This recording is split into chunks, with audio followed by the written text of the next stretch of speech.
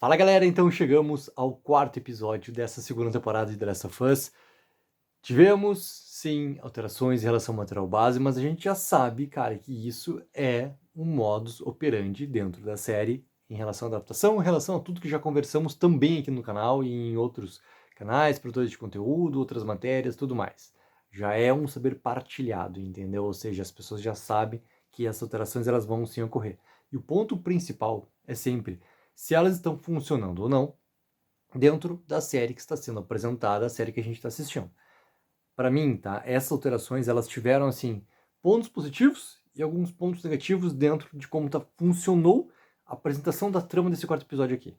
Só que eu vou começar do ponto que permeou assim a primeira metade do episódio, que é os lobos contra os cicatrizes, que é a relação da WLF em relação a Serafitas.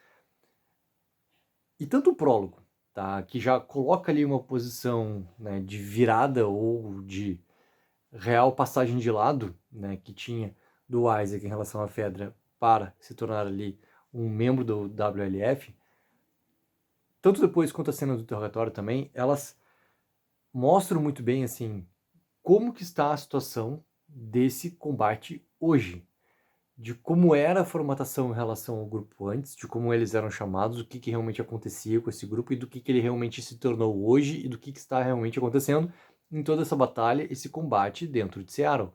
E isso para mim foi muito bem realizado, tá? Porque para começar, cara, o Jeffrey Wright, ele é um baita de um ator. Ele é um baita de um ator, pra não dizer, cara, que ele é um ator foda, cara. Porque ele é um ator foda. E ele transforma esse Isaac, cara, num personagem assim não tão complexo. Ele se transforma num personagem que sabe exatamente o que ele quer realizar e sabe exatamente como que ele tem que chegar no ponto que ele quer chegar. E também deixou claro já a situação que está acontecendo desse confronto todo, porque não interessa quem atacou quem descumpriu a trégua, quem realmente pode ou não pode, não sei o quê. A situação que está entre a questão dos lobos e a questão dos cicatrizes, que não existe uma possibilidade de trégua, ela não vai acontecer. Simplesmente foram jogadas no meio de todo esse combate que existe já há tanto tempo, nesse momento a Ellie e a Dina, por causa de toda a jornada de vingança que a Ellie está buscando e a Dina está com ela. E não tem outra forma de acontecer as coisas em Seattle como estão realmente acontecendo. E dentro de todo esse confronto, elas vão ter que, obviamente, ter todas as suas precauções e preocupações. Então, para mim, assim, o episódio ele consegue mostrar muito bem essa situação em relação ao combate dos grupos. A gente já tinha tido uma questão muito clara da profetisa já no episódio passado, né, quando estava lá o pai e a filha conversando.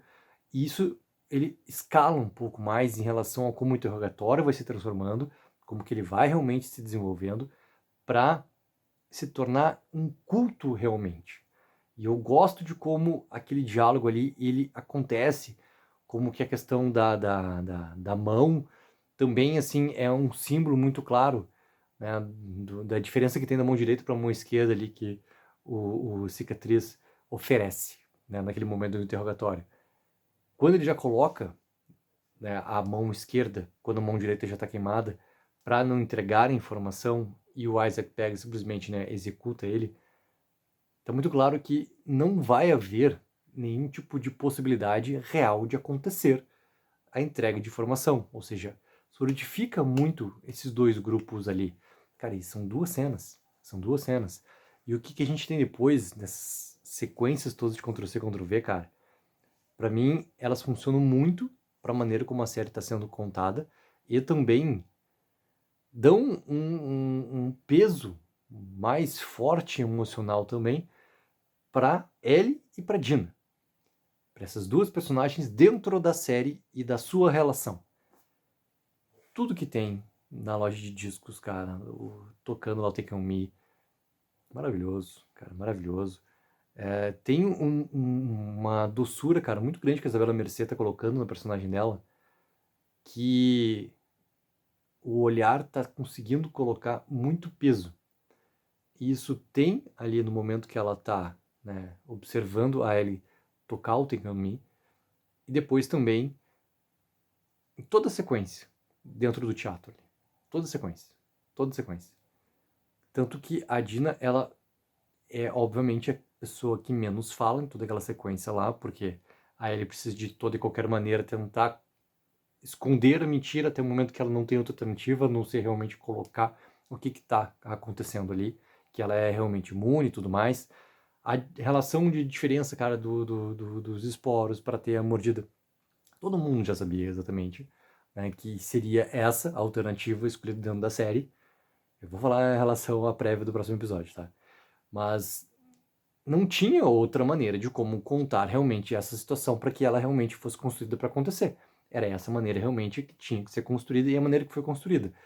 E toda a sequência que vai tendo, cara, pô, os Ctrl-C, Ctrl-V, cara, da maneira como estão lá cada membro dos lobos, como vai tendo a perseguição, a construção que teve da Ellie lá, que por muitos ali não encaixou na história, mas não adianta, cara, pra série de TV, o treinamento que a Ellie teve lá no primeiro episódio, ele agora se torna fundamental, porque marca para o espectador, que é diferente do que aconteceu do marcar para o jogador. Marca para o espectador que, através daquele treinamento que a Ellie teve por tanto tempo, reflete agora na situação de combate contra aquele cara lá que está mediante, né, muito próximo de matar ela.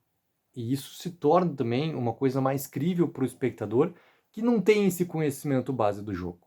Então, para o espectador que está pegando essa informação diretamente pela série, aquele momento lá do treinamento, ele é muito importante porque solidifica muito o acontecimento de agora.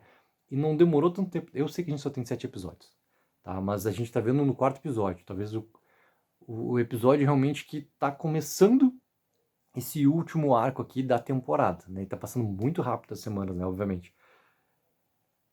Ele é importante. É importante ter tido a luta como foi, e é muito importante ter tido, sim, também o treinamento lá no primeiro episódio. Porque essa Ellie, não é segredo nenhum também, ela é uma Ellie diferente da Ellie do jogo. E ela é uma Ellie que essas questões, elas importam serem construídas. Ou seja, cara, é aí que tá, entra na questão subjetiva, tá? Do poder gostar ou não gostar com a base em relação ao jogo. Gostar ou não gostar de ter realmente o que pode ter funcionado para a Ellie nesse momento, porque ela tá muito mais birrenta, ou engraçada, ou até sarcástica demais, entendeu? Em relação ao que se pensaria da Ellie. Só que essa questão do treinamento, ela era importante ter sido construída assim. Era complicado jogar algo assim acontecendo na série, simplesmente, do nada. E daí a gente chega nessa questão, né, da parte toda da imunidade, a troca de informação. Eu achei muito engraçado a maneira como a Ellie acorda, né, parecendo estar sendo transformada por causa da goteira ali, mas é puramente raiva por causa da goteira caindo nela. E a Dina já tá pronta ali para tirar o quanto que esse olhar da Isabela Mercê, como eu falei antes, cara, em relação à cena lá dos instrumentos musicais, para chegar agora também aqui nessa parte toda do teatro, desde o momento que elas entram até o momento onde tem a fala da Dina que ela tá grávida, o quanto que esse é, na verdade, toda a parte do teatro, tá? O quanto que a Isabela Mercê tá trabalhando extremamente bem com o olhar, cara, e o quanto que o olhar é importante também para passar as coisas que estão acontecendo com o personagem, sem precisar colocar isso em palavras, usar o diálogo para isso e ser uma coisa mais positiva. O que pega para mim em toda aquela sequência que tem da Dina entender que a Ellie realmente é imune, porque ela não teve a transformação, para ela se aproximar da Ellie e ter ele o estou grávida, a reação da Ellie, e daí já ter o momento do beijo e o sexo e chegar na manhã seguinte ali. Essa transição toda, cara, eu achei extremamente brusca ali no momento que me deu assim um... Calma. Não é o calma do ei, né, o que vocês estão fazendo. O calma é a tensão toda para mim construída por causa, tá? Aí que tá. Independente de eu saber disso em relação ao jogo, tô falando em relação à série. a tensão toda construída pra mim, espectador, na série, naquele momento ali, ela tava funcionando muito bem. Porque tava, por isso que a tal parte do olhar que a Isabela Mercê traduz ali pra Dina é tão importante, porque ela é tão forte. Tava criada pra minha atenção entre as duas ali por causa daquela situação. A parte da gravidez, ela vem numa informação também muito importante. Só que daí já quebra isso, né? Para essa transição direta para a questão do beijo. Mesmo que depois, no diálogo ali, se tenha a Dina falando, pô, eu achei que eu ia te perder, taranã, taranã, taranã, e daí já coloca a questão toda da história em relação, né, ao que a mãe dela, né, o Jesse, que ele realmente é um cara legal, mas não é a pessoa que ela realmente gosta e tudo mais, de quem que ela gostaria de estar. A maneira como é feito naquele momento ali, cara, pra mim foi muito brusco. Muito brusco. E naquele momento, assim, me tira um pouco do episódio. Me tira um pouco. Então, tirando aquele momento ali, eu acho que a situação, ela vai indo muito bem dentro da série. O problema pra mim tá realmente na troca, na transição, literalmente, da tensão para o momento íntimo entre as duas ali realmente começar a acontecer e fluir naturalmente como ele flui. Tá na transição. O grande problema pra mim, ele tá na transição. E agora é óbvio, né? A questão da Nora é a sequência toda que a gente vai ter já no próximo episódio com essa grande mudança. Porque muito foi propagado em relação aos esporos, muito foi propagado, né, que na série iria, assim, trabalhar de uma maneira diferente, como por vários momentos na primeira temporada e já na segunda temporada já poderia ter acontecido diferente. E eu acho interessante, cara, pra série eles colocarem essa informação agora. Porque ele traz mais uma mudança, né, digamos, já que eu usei a palavra antes do modus operandi, cara, do modus operandi, como a segunda temporada ela vem acontecendo, porque ele traz também uma novidade que é importante.